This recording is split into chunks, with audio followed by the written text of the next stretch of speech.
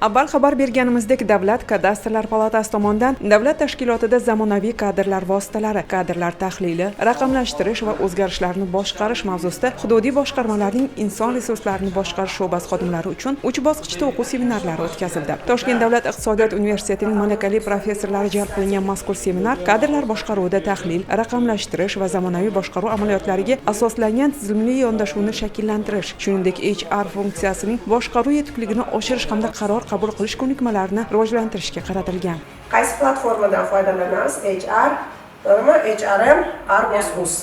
To'g'rimi? Sizlar foydalansanglar kerak bundan va qo'shimcha sifatida YMT tizimidan foydalansanglar kerak.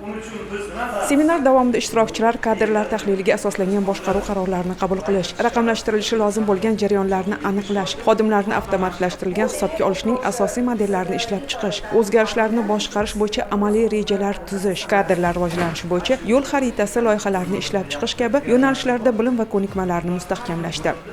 Bu bizning faoliyatimiz uchun zarur bo'lgan muhim ma'lumotlar to'liq hisoblanadi. Ichki va tashqi ma'lumot. Tushundinglar? Demak, aynan mana shu tizimimizni samaradorligini faqat o'zimizdagi bor ma'lumotdan xulosa qilib qo'yishimiz noto'g'ri ekan.